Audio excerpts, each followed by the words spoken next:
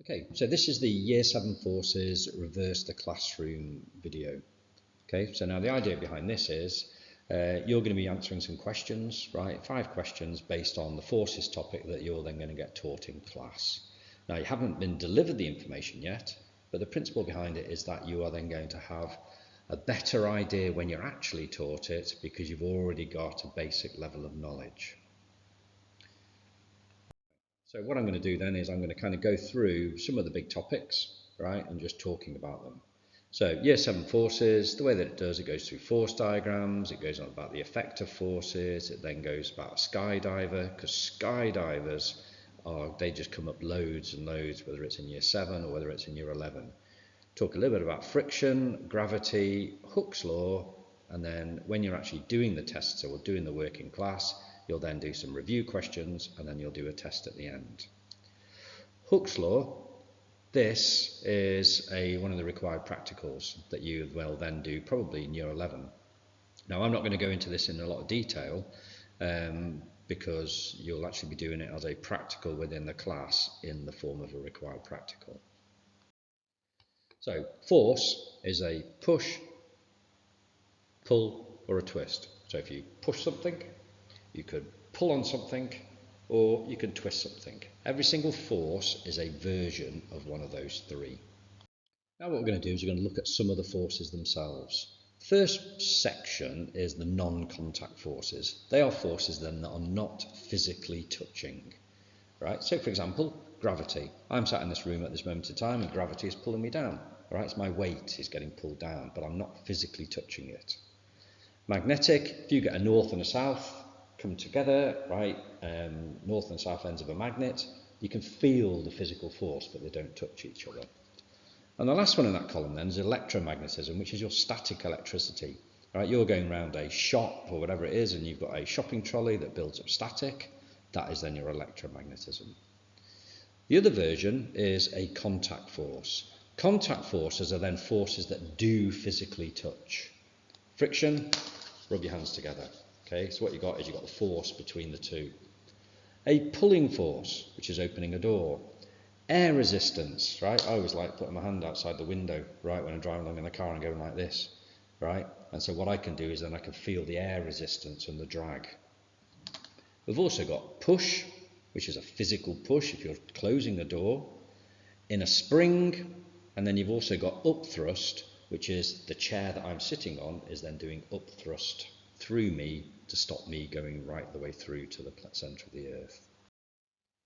Now, force diagrams again come up a huge amount. It can be a car, it can be a train, it can be any different object. The up one is upthrust, the forward one is thrust, the back one is air resistance or drag, and then the one down is gravity, which is then due to weight. Now, Newton's first law of motion, right? Newton is all over forces. He came up with huge amounts of it. So what we've got here is an object can be stationary, right? So if an object is stationary, what it means is the forces are balanced. So if I've got a pen here, right, and that pen then is not moving at all, even though it is twitching a little bit, that means all the forces on that are balanced, which means it's stationary. If an object is moving, this is again Newton saying this, if an object is moving, 2 things can then happen. It will be going at a constant velocity, right? So if you think a car is going at exactly the same speed, that means the forces on the front of the car, or the top of the car, down from the car, wherever it may well be, are exactly the same. So an object is moving, right, and the forces are balanced. And if the forces are balanced, then what it's doing, it's going along at a constant velocity. If the forces change, it will either accelerate or decelerate. That is then when the forces are unbalanced. So if I'm driving along in my car and all of a sudden it gets very windy from the front, right, the forces are unbalanced, so my car will slow down. Right, so what we've got here now is we've got the famous skydiver, right? So what happens is the skydiver jumps out of the plane and the weight pulls the man down. Okay, kind of makes sense. You jump out of a plane, you're going to plummet. And what we've got here is we've got an arrow. Okay, so we've got a big arrow that's showing that he is then plummeting down. And what he does is he accelerates. Okay, then as he accelerates, is velocity increases, but also the drag, which is this arrow here, also increases. That means that then the forces are in balance. You've got a big arrow at the bottom, which stays the same, and you've got a little arrow at the top, which means he is still accelerating. Then what happens is now the drag, which is that arrow, and that arrow are now exactly the same, which means the forces are balanced.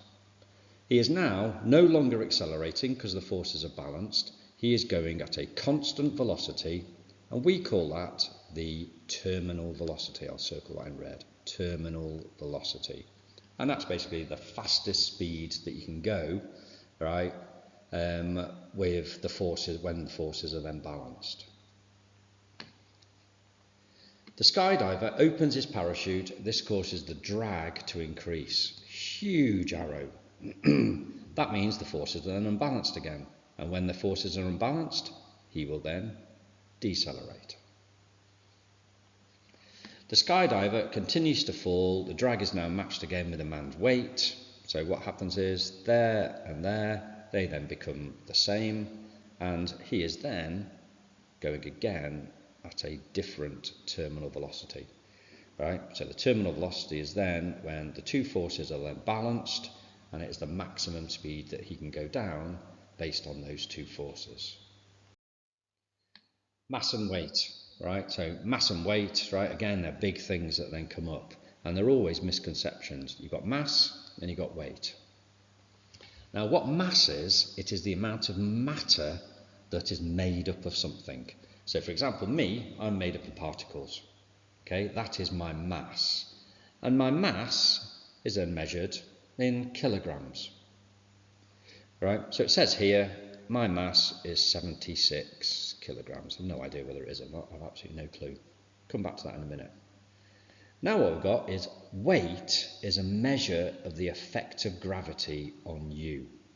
It is a force and is measured in newtons. And what it does, it changes depending on where you are in the universe.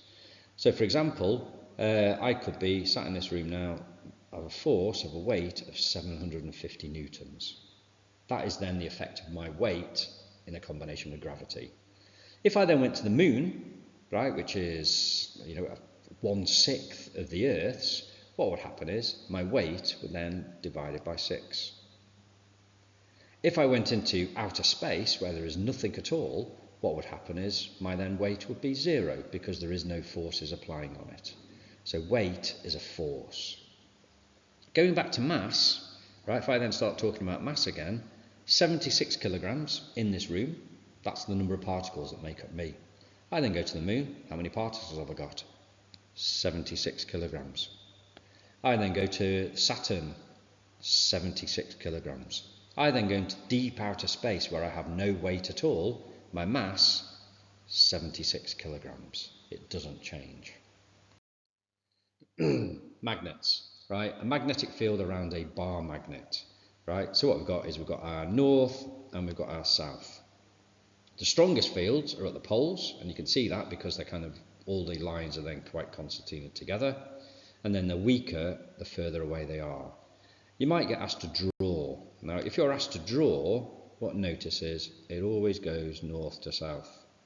Always goes north to south. And you can tell that it's going from north to south is because you've got arrows written on there. Now, these are then the 5 questions I'm going to want you to do, right? Now, what you can do is you can go back through the video and you can have a look at them again. You could Google, and you could try and Google what terminal velocity is to find a better example of than what I've done. But the 5 questions are, what is terminal velocity? What direction do lines on a magnet always travel? What is weight measured in? So that's the units that I want. What is a force? There are 3 things. And from Newton's first law, what 2 conclusions can you say when forces are actually balanced?